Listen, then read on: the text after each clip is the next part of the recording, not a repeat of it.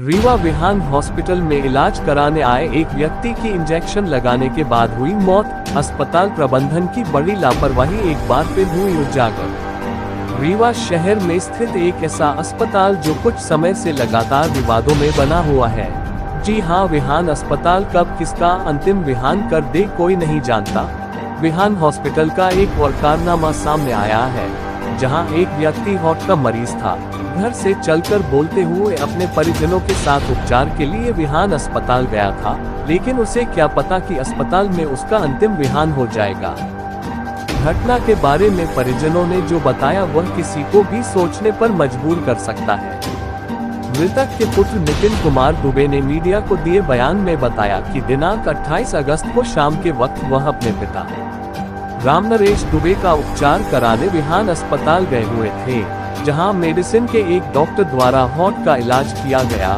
Doctor द्वारा एक महंगे इंजेक्शन की मांग की गई, जिसकी कीमत 50,000 बताई गई।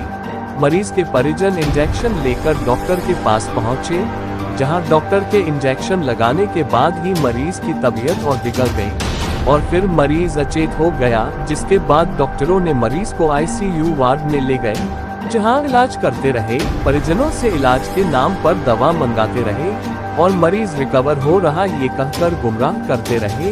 इधर मरीज के परिजन परेशान होते रहे और अस्पताल के डॉक्टरों से मिन्नत करते रहे कि यदि न रिकवर हो रहे हो तो उन्हें अन्य अस्पताल ले जाए। विहान अस्पताल के डॉक्टर मरीज को रेफर करने की बजाय गलत उपचार करते रहते हैं। मरीज के भर्ती होने के 3 घंटे बाद इलाज के दौरान ही मरीज की मौत हो जाती है। अब ये बात जैसे ही परिजनों को पता चलती है, परिजन अस्पताल में हंगामा कर देते हैं और विहान अस्पताल के डॉक्टर राकेश पटेल पर गलत इलाज करने का आरोप लगाते हैं। डॉक्टर राकेश पटेल जो सरकारी डॉक्टर है और संजय गांधी में पदस्थ है, वह विहान अस्पताल के संचालक भी है। परिजनों ने डॉक्टरों पर गलत इलाज करने का आरोप लगाया है, जिससे मरीज की मौत हो गई है। यही नहीं, मरीज की मौत के बाद अस्पताल प्रबंधन ने 3 लाख का बिल बना दिया, लाखों रुपए जांच के बना दिए। परिजनों ने बताया कि मरीज के इलाज के नाम पर सिर्फ पैसे बनाते गए।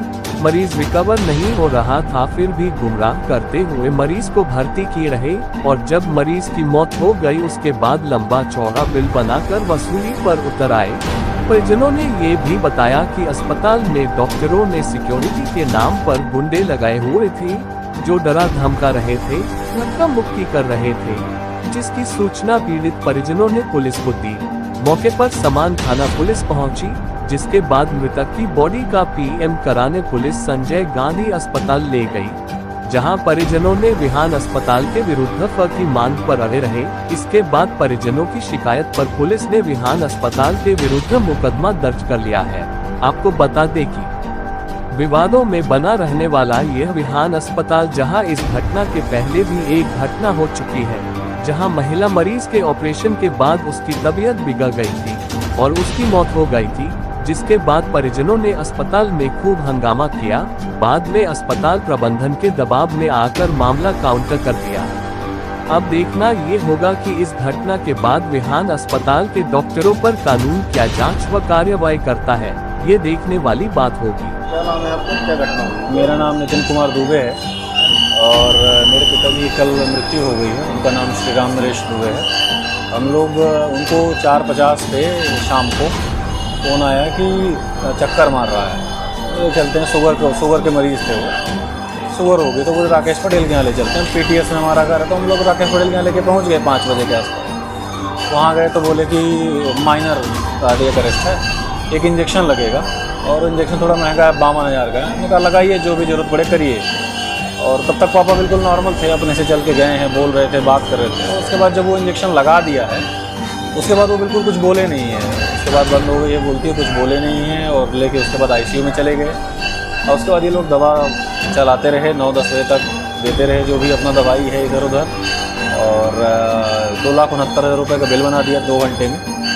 6 बजे लगभग हम वहाँ ऊपर आईसीयू में गए हैं और 9 बजे उन्होंने डेथ डिक्लेयर किया। 9 बजे तक वो लगातार दवाइयाँ मंगवाते रहे, नीचे से ये दवाई लाइए, वो दवाई लाइए, इंजेक्शन लाइए, वो इंजेक्शन लाइए, करते रहे हम लोग।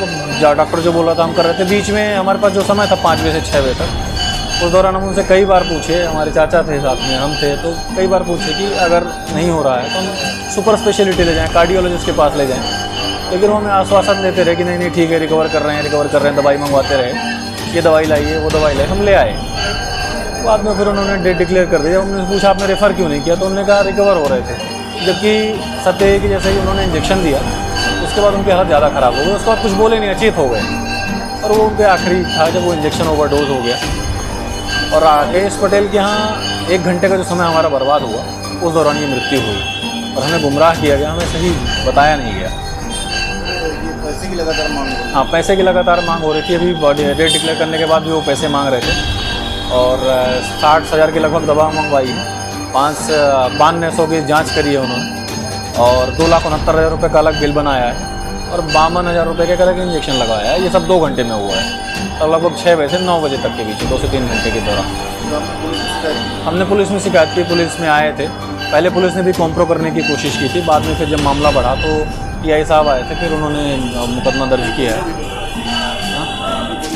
अब गुंडे लगाए थे, जब हम लोगों ने पूछना शुरू किया तो अपने प्राइवेट गुंडे लगा दिए। वो गुंडे गोली लेके आ गए, मार रहे थे, गोली मार देंगे, धमकी देने लगे हमारे परिजनों को। चाचा तो हमारे धमकी लगती है, अस्पताल वाले, उनके प्राइवेट गुंडे हैं।